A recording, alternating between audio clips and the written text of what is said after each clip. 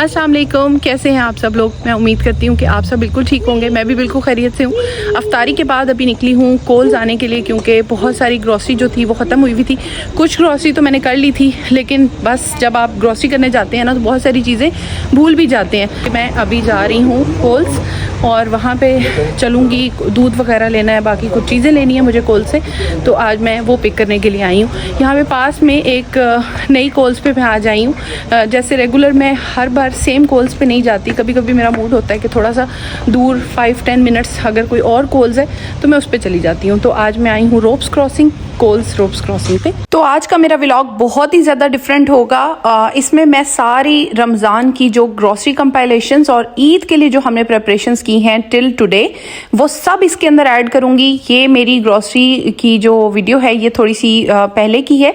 इसमें मैं कोल्स आई थी, यहाँ से मुझे दूध वगैरह पिक करना था, चीज़ें पिक करनी थी, थोड़ा बहुत सामान लेना था, और यहाँ से हम लोगों ने अपनी चीज़ें पिक की थी। रोप्स क्रॉसिंग की कोल्स काफ़ी ज़्यादा छोटी है, मुझे तो इतनी बड़ी नहीं लगी। और जैसा कि मैंने आपको बताया कि मैं डिफरेंट स्टोर्स पे जाती रहती हूँ, ज़रूरी नहीं है कि मेरे घर के पास जो है मैं उसी पे जाऊँ। मैं हमेशा ट्राई करती हूँ कि मैं डिफरेंट कोल्स, एलडी और वुलिस पे जाऊँ, और वहाँ से अगर मुझे कोई अच्छी वैरायटी मिल सकती है तो मैं वहाँ पे ज़रूर ट्राई करूँ। यहाँ पे मैं आ चुकी हूँ और डिफरेंट चीज़ें मैं चेक कर रही थी कि मुझे क्या चाहिए है। तो यहाँ पे मैं देख रही थी डिफरेंट ऑफर्स लगी हुई होती हैं। यही मैं आपको इस व्लॉग में बताऊंगी भी कि जब आपकी डिफरेंट वीक्स में जब आप जाते हैं तो डिफरेंट चीज़ों पे ऑफर्स होती हैं। जैसे कि इस दफ़ा मैं आई हूँ तो अंकल टोबीज़ के जो ओट्स हैं उसके ऊपर ऑफर है, लेकिन अगर मैं नेक्स्ट वीक आती हूँ तो ये ऑफर नहीं होती। इसीलिए आपको ग्रॉसरी इसी हिसाब से करनी पड़ती है कि जिस टाइम जो ऑफर वैलिड हो आप उस टाइम पे वो ग्रॉसरी करें। जब भी आप ग्रॉसरी करने जाएं, दोनों आइल्स की दोनों साइड पे आप ऑफर्स पे नज़र ज़रूर मारें। जिस पे अच्छी ऑफर हो और अप टू 50% तक ऑफर हो वो ज़रूर अवेल करें, क्योंकि वो उस वीक के लिए होती है। और यहाँ पे हर ऑफर जो है वो सिर्फ 1 वीक के लिए आती है, चाहे कुछ भी हो वो 1 वीक के अंदर। वेंसडेज को ऑफर जो है वो चेंज हो जाती है, एवरी वेंसडे ऑफर चेंज हो जाती है, फिर दूसरी प्रोडक्ट्स के ऊपर ऑफर आ जाती है। तो आपको एक नज़र रखनी पड़ती है कि आपको जल्दी से अच्छी ऑफर्स मिल जाएं। और वीकली ग्रॉसरी करना is a must in Australia, तो आपको वीकली ग्रॉसरी करनी पड़ती है। बहुत सारे लोग 2 वीकली भी करते हैं, लेकिन मैं प्रेफर करती हूँ वीकली ग्रॉसरीज को। अभी हम लोग अपनी कोल से शॉपिंग कंप्लीट करने के बाद बाहर आ चुके हैं और यहाँ पे ज़बरदस्त किस्म की भूजा खा रहे हैं। ये हम सब की ना बड़ी फेवरेट किस्म की निम्को है, ये वाली कोल से मिलती है और बहुत मज़े का इसका फ्लेवर है। और इसका एक और फ्लेवर आता है वो बहुत अच्छा होता है, आज वो अवेलेबल नहीं था तो हमें काफ़ी दिनों के बाद ये मिली है और ये हम लोग एंजॉय कर रहे हैं। अगर आप लोगों ने एंजॉय नहीं की तो ज़रूर ट्राई करें। तो यहाँ पे कोल्स की ग्रॉसरी शॉपिंग ख़त्म हुई। कुछ टाइम के बाद 2-3 दिन के बाद मैं आई थी एलडी पे ग्रॉसरी करने। यहाँ पे मैं आई थी अपने बच्चों के साथ रमज़ान में, और रोज़े के दौरान ही मैं आई थी यहाँ पे चीज़ें लेने के लिए। कुछ चीज़ें मुझे चाहिए थी रोज़े की इफ्तारी बनाने के लिए, तो मैं फटाफट आ गई थी बच्चों को पिक करके। तो अब एलडी के बारे में आपको बताती हूँ कि एलडी में बहुत सारी प्रोडक्ट्स ऐसी होती हैं जो जिनमें वैरायटी आपको ज़्यादा नहीं मिलेगी, लेकिन जितनी भी आपके पास जो लिमिटेड वैरायटी है उसमें चीज़ों की क्वालिटी काफ़ी अच्छी है। एलडी के स्पेशल्स के बारे में मैं आपको बताती हूँ। एलडी के स्पेशल्स जो हैं वीक में 2 बार लगते हैं, एक बार सैटरडे को और एक बार वेंसडेज को, और ये स्पेशल बाइज कहलाते हैं। ये स्पेशल बाइज इनके मिडल आइल में पड़े हुए होते हैं, जिसमें हर तरह की चीज़ें होती हैं, बर्तन से लेकर कंबल, रज़ाइयाँ, और उसके अलावा कुछ भी। Every week there is different specials, उस पर आपको नज़र रखनी पड़ती है। इस बार बच्चों की चीज़ें आई थी तो मेरा तो धबड़ा दूस कर दिया बच्चों ने अपना टैक्स लेके मेरी जान छोड़ी, और यहाँ पे मैं बच्चों को दिला रही थी चीज़ें। तो एलडी के बारे में ये भी है कि इस पे डिफरेंट ब्रांड्स नहीं होते, इनका खुद का अपना ब्रांड होता है, और बहुत सारी डिफरेंट ब्रांड्स जो हैं वो कभी कभी स्पेशल्स पे आते हैं। तो बस फिर उसके बाद अब आते हैं घर, अब करते हैं जी दूसरी तैयारी। तो अब ईद आने वाली है तो मैंने सोचा क्यों ना हम भी थोड़ी सी अपनी सेल्फ केयर कर लें। आज हम बेसिक सेल्फ केयर करने के बारे में सोच रहे हैं। मैं सोच रही थी कि अपनी और अपने बेटी के बालों में मास्क लगाऊं, और आपको तो पता ही है देसी मास्क से ज़्यादा अच्छा मास्क कौन सा हो सकता है। जो हम अंडा, दही और शहद का मास्क एक होता है, उसमें ऑयल डाल के मैंने बालों में लगाया था, मारूश को भी बालों में लगाया था।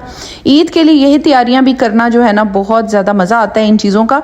इसीलिए आज मैंने हेयर मास्क बनाया घर में ही, और फिर उसके बाद जो है बालों को लगाया ताकि बाल जो हैं वो अच्छे से हो जाएं। वैसे भी बाल बहुत ज़्यादा ख़राब हो रहे थे।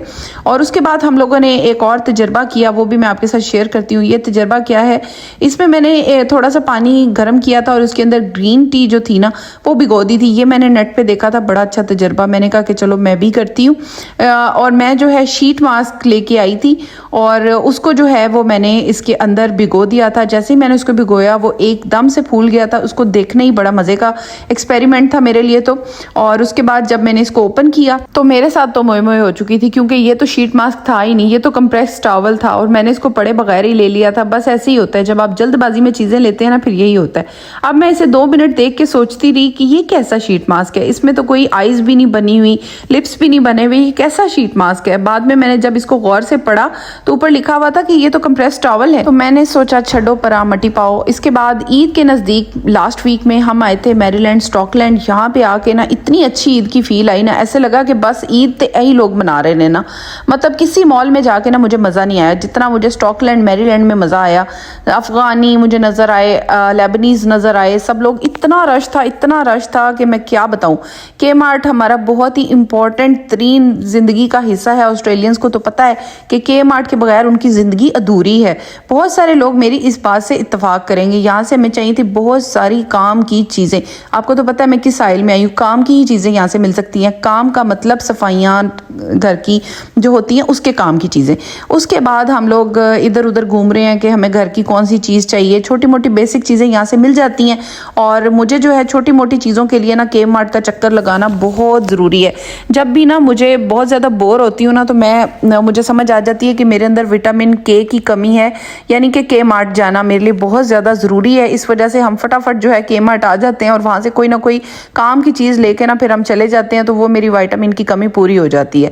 तो खैर यहाँ पे हम लोग बच्चों के साथ आए थे और जब बच्चों के साथ आओ तो बच्चों की भी हज़ार चीज़ें नज़र आनी शुरू हो जाती हैं। तो यहाँ पे जो एक चीज़ जो है ना कभी भी चेंज नहीं हो सकती, वो ये है कि हर बार के मार्ट का चक्कर लगाने पे ना मुझे बच्चों के लिए सॉक्स मस्ट खरीदनी पड़ती हैं, क्योंकि मेरे बच्चे तो इतनी सॉक्स गंदी करते हैं और इतनी होल्स होते हैं उन सॉक्स के अंदर कि मुझे बार बार वो परचेज करनी पड़ती हैं। लेकिन ऐसे कैसे हम बाहर जा सकते थे गुंडा टैक्स लिए बगैर? तो यहाँ पे भी हमने गुंडा टैक्स अदा किया, यानी कि अपने बच्चों का टैक्स हमने ज़रूर देना होता है हर जगह पे जाने के बाद। यहाँ पे ना ईद की ऐसे गहमा गहमी नज़र आ रही थी, शॉपिंग हो रही है बाहर, ऐसी प्यारी कलरफुल चीज़ें नज़र आ रही हैं। मुझे बहुत पसंद आया ये।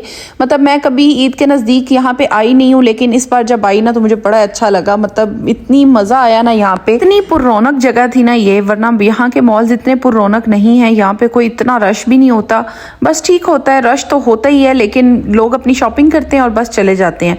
पर यहाँ पे ना कुछ ज़्यादा गहमा गहमी वाला माहौल था, फीलिंग आ रही थी कि अच्छा ईद की शॉपिंग है, लोग आ रहे हैं। अरबी बहुत ज़्यादा नज़र आते हैं क्योंकि ये अरबियों का एरिया है, जिसकी वजह से यहाँ पे बहुत सारे अरबी नज़र आते हैं। ये एक शॉप थी, वो मुझे बड़ी अच्छी लगी थी। इस पे ना पर्स भी थे, स्कार्फ भी थे, छोटी छोटी चीज़ें पड़ी हुई थी।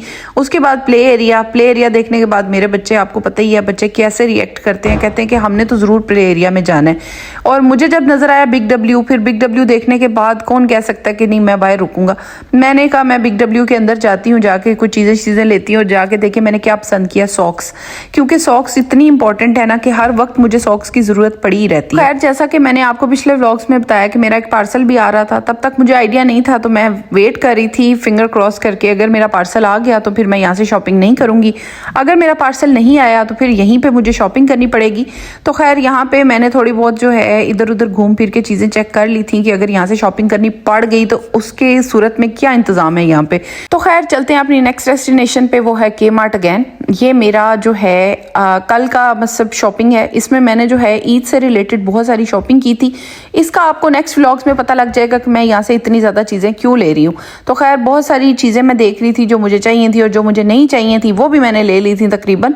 तो यहाँ पे बहुत सारी चीज़ें हमने देखी और बहुत सारी चीज़ें हम लोगों ने ख़रीदी। और उसके बाद नेक्स्ट एक मार्केट जो रह गई थी जिसके बारे में मैंने कभी भी नहीं व्लॉग बनाया, वो है वुलीज़।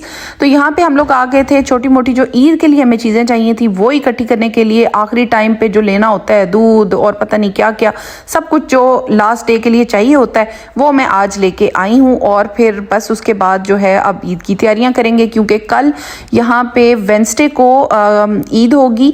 और मोस्ट प्रोबेबली बहुत सारे लोग यहाँ पे दो तरह से ईद मनाते हैं, एक होता है कैलेंडर से और दूसरा होता है चांद रात, मतलब मून साइटिंग।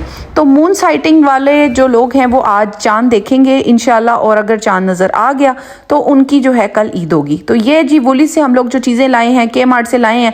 मेरे बच्चे ईद के गुडी बैग्स तैयार कर रहे हैं। आप देख सकते हैं कि सबको ईदी देना चाहते हैं, बच्चे शेयरिंग करना चाहते हैं और मज़े से यहाँ पे मेरे बच्चों ने ना पूरा बाजार खोला हुआ है और इतने दिनों की जो हमारी शॉपिंग थी वो रंग ला रही है। इस टाइम पे बच्चे जो हैं सबके लिए ईदी गिफ्ट्स तैयार कर रहे हैं।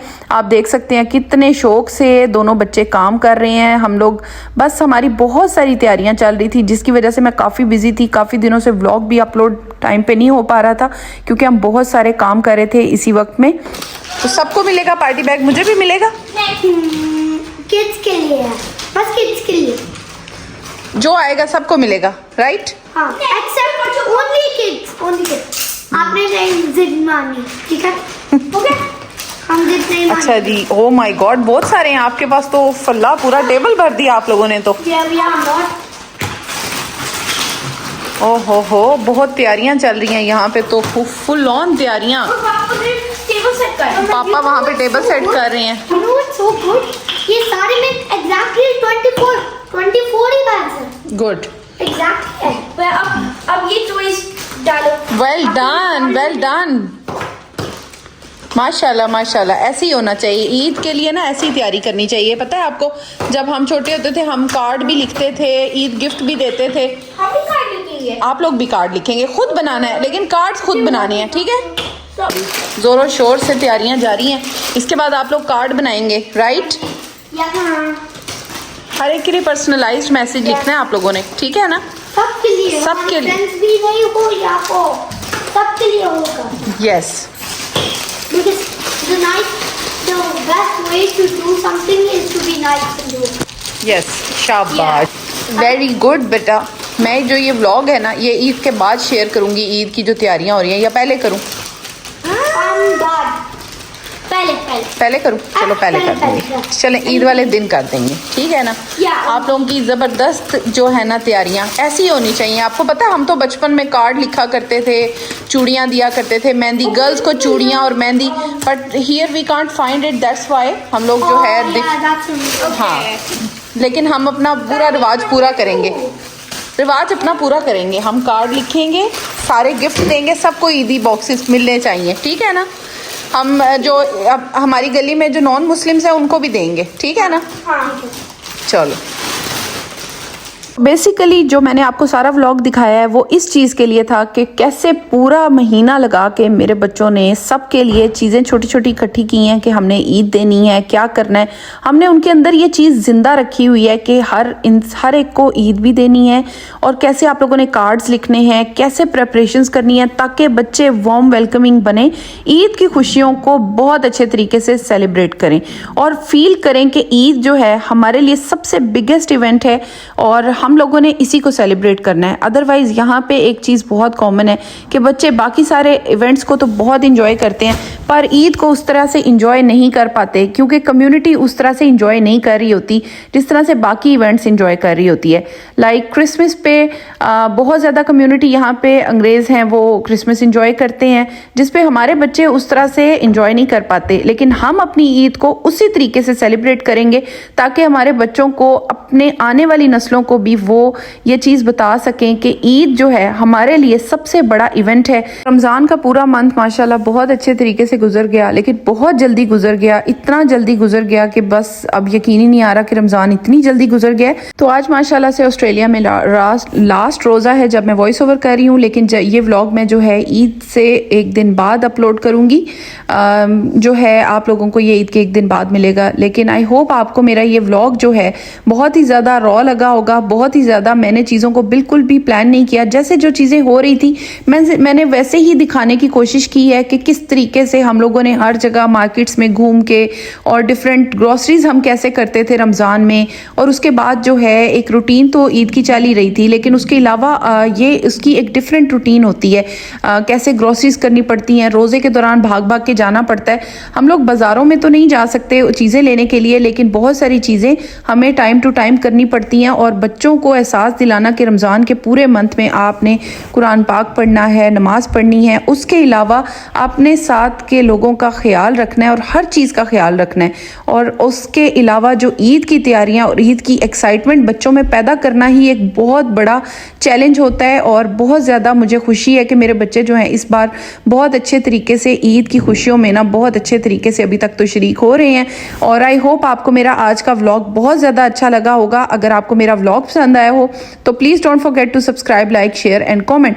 जाते जाते आपको एक चीज़ बता दूं कि ये जो है ना ईद मुबारक का बॉक्स हम लोग लेके आए थे और अभी बस मेरे वॉइस ओवर के दौरान ही जो है इसको वो तैयार कर रहे थे, तो मैंने सोचा इसकी भी फुटेज ले लेती हूँ और आपको दिखाती हूँ।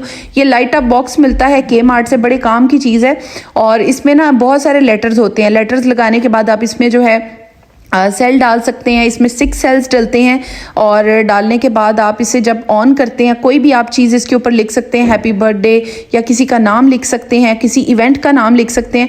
तो मैंने ये बॉक्स लाया था, वैसे तो ये काफ़ी कॉमन है लेकिन मैं आपको सोचा कि मैं आपके साथ भी शेयर कर देती हूँ, दिखा देती हूँ। बहुत सारे लोगों को आइडियाज़ मिल जाएंगे, काफ़ी लोग बर्थडेज करते हैं और चीज़ें करते हैं। लाइट अप होने के बाद ये ऐसा दिखता है। आई होप आपको मेरा आज का व्लॉग पसंद आया होगा। अगर आपको मेरा व्लॉग पसंद आया हो तो please don't forget to subscribe, like, share and comment. Thank you so much for watching.